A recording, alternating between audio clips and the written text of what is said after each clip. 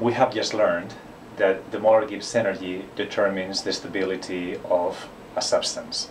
For example, liquid water at 25 Celsius, that's a liquid because the molar Gibbs energy of the liquid phase is lower than the molar Gibbs energy of the gas or the solid phase. Okay? Now, we actually understand then that when you change the temperature, for example, the values of the molar Gibbs energies change as well. Again, returning to the example of 25 Celsius at 1 bar of pressure, the stable phase will be the liquid because the molar Gibbs energy of the liquid phase is smaller than that of the gas and the ice. But if we were to lower the temperature to below 0 Celsius at 1 bar, say suppose that we make it minus 10 Celsius, then all of a sudden we see that the liquid turns into the ice because under those conditions the molar Gibbs energy of the ice is the smaller of the two. Okay, under those conditions, when we drop the temperature, then we understand that the molar Gibbs energy of the ice phase is now lower than the molar Gibbs energy of the liquid phase, and then the liquid to solid phase transition takes place. What that is telling you is that the thermodynamic variable, the molar Gibbs energy, that determines stability, that varies with temperature. Sometimes the molar Gibbs energy of the liquid is the lowest one. Sometimes the molar Gibbs energy of the solid is the lowest one. At a different condition of temperature, the molar Gibbs energy of the gas is the lowest one, and then you have vaporization. Right, so what we're going to be doing right now is going to be to explore exactly how the molar Gibbs energy changes with the conditions. Okay? We actually understand that temperature is going to influence the molar Gibbs energy, but there are other conditions that also influence the molar Gibbs energy as well.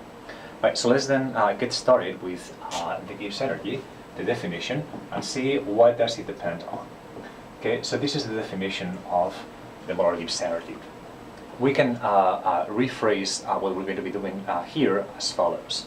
It turns out that the Gibbs energy is going to be a function that depends on a number of variables. For example, we see here that it depends on temperature, entropy, and enthalpy.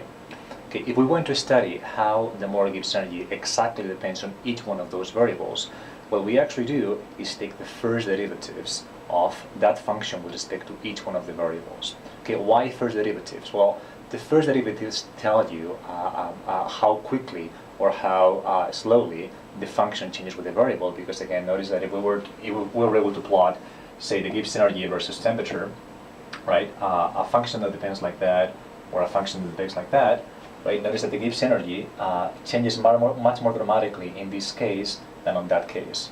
Well, it's actually the slope of those lines that tell you that the sensitivity of the Gibbs energy to the temperature is much greater here than there. And that slope is exactly what the first derivative is. Okay? So what we're actually going to be doing, and it won't be difficult, will be to examine how the first derivative of this expression is, to look for how the molar Gibbs energy depends exactly on the temperature and other conditions. Okay, so let's get started with that. You take first derivatives. Again, this is just, we just take differentials here, so that is going to be differential of g is going to be equal to differential of h minus differential of ts. Okay? Now, that is the product of two variables, and the way that we can unfold it is just by doing the following. This is equal to t differential of s minus s differential of t. Okay? Where we actually are allowing the entropy to change and also the temperature to change. Okay, notice that we're not working at constant temperature anymore. This temperature we're now allowing it to change because that's exactly what we want to study. We want to study how the Gibbs energy depends on changing the temperature. Okay, great.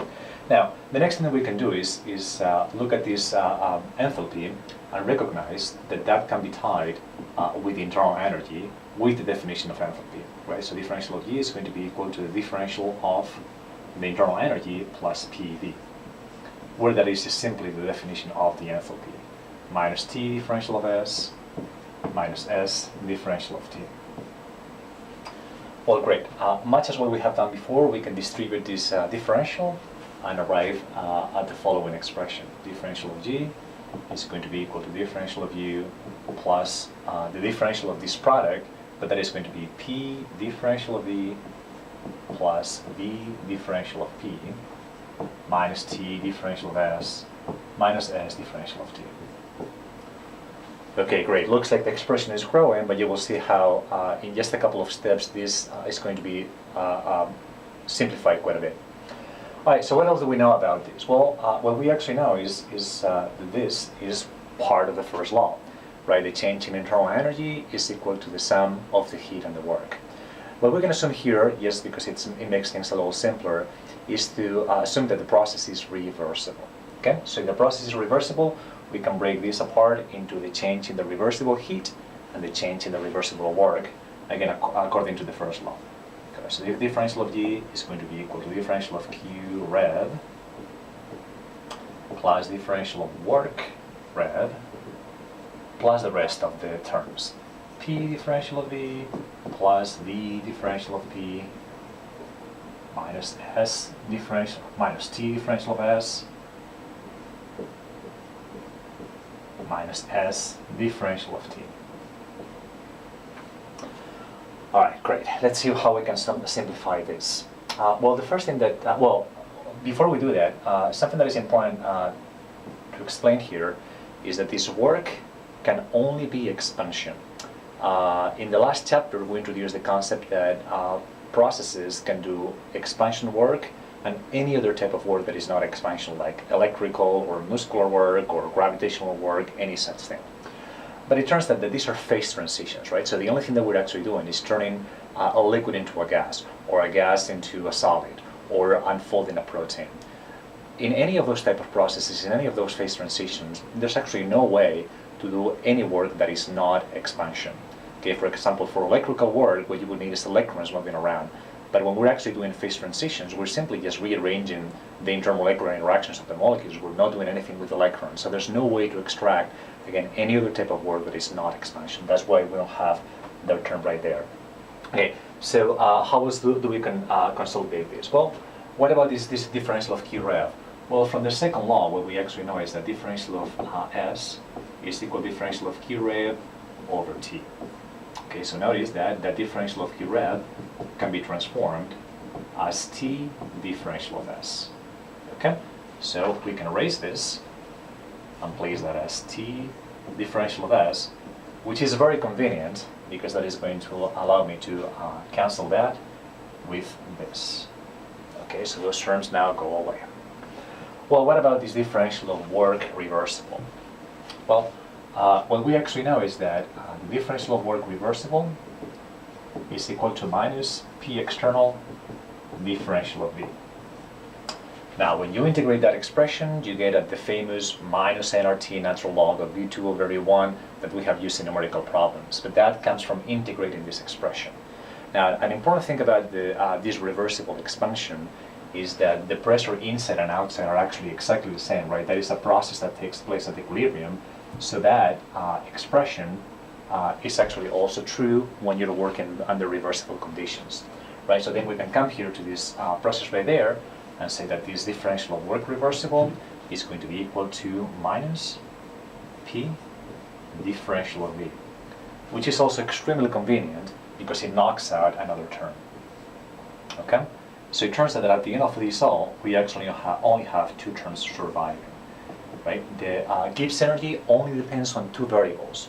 One of them is pressure, through this process right here, through this term right here, and the other one is temperature, through this term, minus entropy differential of temperature. Okay? Now, we're not interested in the Gibbs energy per se. In phase transitions, we're interested in the molar Gibbs energy, because again, it's the molar Gibbs energy that determines the stability. If the molar Gibbs energy is the lowest one for a particular phase, then that phase will be the stable one. Well, this could actually have been done with molar quantities. We just haven't done it for convenience, but we can recover that, and by just writing that this will be the molar expression. Okay? So again, the important thing about that expression is that the Gibbs energy depends on only two variables. One of them is the pressure, the other one is the temperature. The dependence of the molar Gibbs energy on pressure is through the molar volume of the substance. And the dependence of the Gibbs energy on the temperature is through the minus molar entropy of the substance. In the next few videos, we're going to see what this means and what type of information we can get out of that expression.